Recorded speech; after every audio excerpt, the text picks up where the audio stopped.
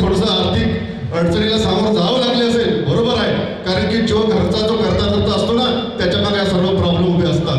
पण तुम्ही जे धाडस दाखवलेलं आहे ना या गोष्टीचं त्याचं प्रायचित नाही तर तुमचं यश तुमच्या माझ्या आधी उभे जरूर उभे राहू. यानंतर तुम्हाला जे काही मदत असेल कलाकाराची म्हणा किंवा कुठल्या प्रकारची पण आम्ही जरूर तुम्हाला करू. कारण की विदर्भातील विलास गाडगे एक असा व्यक्ती आहे की त्यांनी विदर्भातील जवळपास 700 कलाकारांना मी काम दिलेलं आहे. 700 कलाकारांना, त्याच्यापैकी 35 कलाकार आजच्या तारखेमध्ये विलास गाडगेच्या नावाची रोटी मुंबईमध्ये खात आहे, ज्यांना मी ब्रेक दिलेला आहे. मला ह्या गोष्टीची खुशी आहे की विलास गाडगेच्या पाठीमागं कोणीच नव्हतं, पण ज्यांच्याही ठिकाणी त्यांना सपोर्ट नसेल मला त्यांनी एक फोन करावा, बरं नक्की मी त्याला मदत करण्याची कोशिश करेन. हा माझा ध्यास आहे. या प्रकारचं कार्य जर कोणी करत राहिलं, अपेक्षा नाही माझी की कुणी कुणाला काय केलं पाहिजे, परंतु नक्की तुम्ही समोर जा, हाच मला तुम्हाला एक ध्यास सांगायचा आहे. त्याच्यापेक्षा सर्वात महत्त्वाचं म्हणजे आज प्रत्येक समाजातील मुलगा असतो, आदिवासी असो, कोलाम असो, बुद्ध समाजातील असो, मातंग समाजातील असो, असे बऱ्याच प्रकारचे मुलं आहेत त्यांना ज्या काही ब्रेक मिळत नाही. आज मला सांगायला अशी खुशी वाटते की माझं एक मोठं कार्य श्री भांडेकर साहेब इथं बसलेले आहेत, त्यांनाही माहीत आहे, मी तुम्हाला सांगितलं आहे, पण मी सांगतोय आज तुम्हाला एक मोठं कार्य मी चालू केलेलं आहे. येत्या 15 तारखेमध्ये माझं कार्य चालू करेल.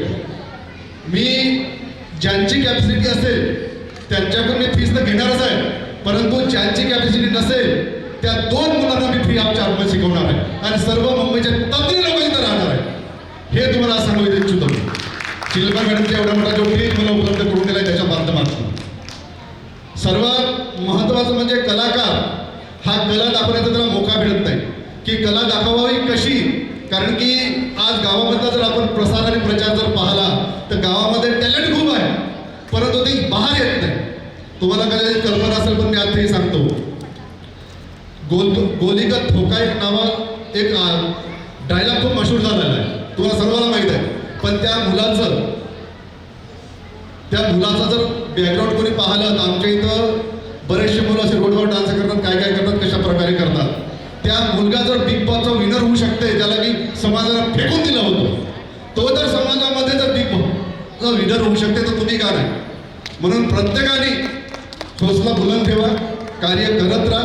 कोणी नाही कोणीतरी एक दिवस शिल्पा मॅडम कार्यक्रम घेतील आणि माझ्यासारखा एखादा डायरेक्टर येतील आणि तुमच्यातलं टॅलेंट बघेल आणि तुम्हाला नक्की चान्स मिळेल. फक्त काम करत राहा, मला एवढं सांगायचं.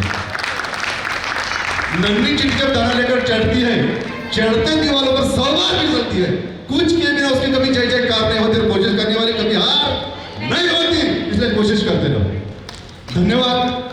आज ESS इंटरनेट फॅशनने जो शो ऑर्गनायझेशन केलेला आहे आणि तुम्हा सर्वांना पुन्हा एकदा शुभेच्छा देतो. आणि ह्या स्टेजवर एवढं सांगू इच्छितो की माझ्या नेक्स्ट पिक्चरमध्ये सर्वात सांगायचं म्हणजे या पिक्चरमध्ये शिल्पा मॅडमला थोडासा रोल मिळाला. नाराज नको मॅडम, कारण की त्यावेळेस मी डिसिजन घेऊ शकलो नाही, कारण की त्यावेळेस माझ्या कोणाचा तरी दबाव